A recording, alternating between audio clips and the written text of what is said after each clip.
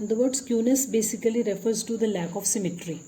So when there is asymmetrical distribution, it is known as skewed distribution. Now we can have three types of distributions. First is symmetrical distribution.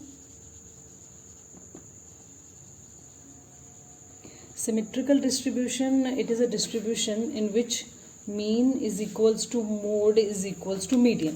When all the three values are same, mean, median, mode, it is known as a symmetrical type of distribution. If we just plot on the graph, a symmetrical distribution will be like this, because mean in the center, mean is equals to mode is equals to median will be there. It is known as symmetrical distribution. If we put frequency on this side and all information is put on the x-axis, so a symmetrical sort of diagram will be like this.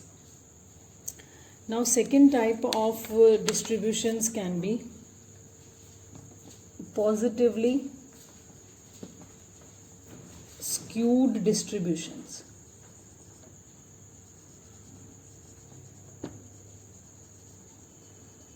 Now positively skewed distribution, it is not a normal distribution like symmetrical distribution.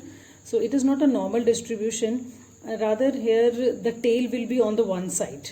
Generally we say that positively skewed distribution is when mean is greater than mode, median and mode. Mean is greater than median, which is further greater than mode. So ultimately we can say that mean is greater than median as well as mode.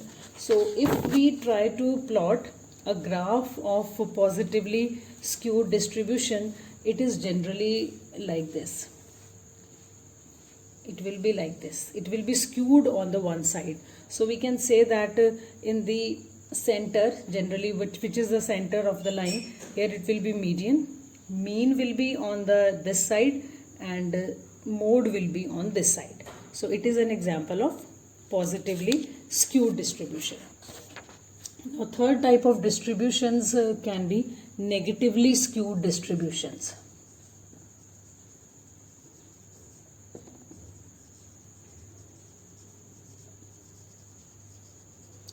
Now negatively skewed distribution will be fully opposite of the second point. So it is also not a normal distribution, and here the mean will be less than the median, which is less than the mode. So this is the feature of a negatively skewed distribution, and when you will plot these distributions on a graph, so generally it will be like this. So rather I will make it a little more skewed. So it will be like this. In the center it will not be skewed, it will be skewed somewhere else. So we can say that here in the center and the peak, so on the peak we will have mode, we can write here Z, and here we can say that median will be there and here mean will be there. So it is an example of negatively skewed distribution. So dispersion is different from skewness, because in dispersion we see that what is the magnitude of the variation, but in skewness we see the direction of the variation, whether it is positively skewed or it is negatively skewed. So for calculating the skewness we have different methods. Now there are different methods to calculate the skewness. Talking broadly, we can have two types of methods. First is absolute measure of skewness, and the second is relative measures of skewness. So according to whatever has been asked, if the absolute measures have been asked, so you can apply skewness. I am just writing it SK, skewness is SK. You can calculate mean minus mode. Second formula can be mean minus median, and third formula for calculating the absolute skewness is median minus mode. So here if the answer comes in positive sign or in negative sign, so these signs will be showing you the direction of skewness, whether it is positively skewed or negatively skewed, because you will put the values over here. You all know how we calculate the mean, median, mode. But after putting the values, if answer comes in a positive way, then you will tell that it is a positive skewness, it will show the direction. If answer comes in a negative form, then you will say that it is a negative skewness, and the difference, the amount, that will be showing the extent of skewness. So the positive and negative sign will show the direction, and the amount that will be coming in the answer, it will show the extent of skewness. Coming to the relative measures, we have three types of formulas which can be applied. First is Karl-Pearson's formula. We call it Karl-Pearson's coefficient of skewness, and it is the most trusted formula for skewness. Second is Bowley's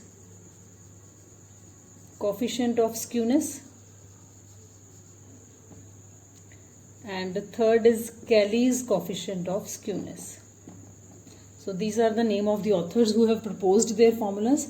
So if relative measures have been asked, you can calculate the formulas of Karl-Pearson, Bowley and coefficient. We will see these three formulas one by one.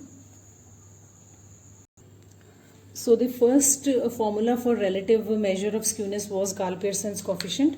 So here skewness according to Pearson method, it is a very simple formula, that is mean minus mode divided by standard deviation. Till now you have seen how the mean is calculated, how mode is calculated and standard deviation is calculated. You have to calculate according to the nature of the series, put the values, and skewness answer will be there. Now here one exception is there. In some cases the mode is ill-defined. Mode is ill-defined means when you have seen that one series has more than one mode. So in that case the formula will be changed.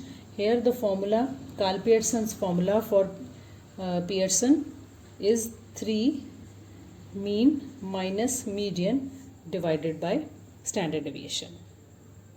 So this is the formula, very simple formula for Karl-Pearson, mean minus mode upon standard deviation. But if in any case mode is ill-defined, it means mode, the series have more than one mode or series does not have the mode, then we can apply this formula 3 mean minus median upon standard deviation. Now the second formula for calculating the relative measure of skewness was Bowley's coefficient of skewness. Here also we have a simple formula to calculate the skewness. It will be known as skewness according to Bowley method. Formula is Q3 plus Q1 minus 2 median divided by Q3 minus Q1. So you all have learnt how the quartiles are calculated, how the median is calculated depending upon the nature of series.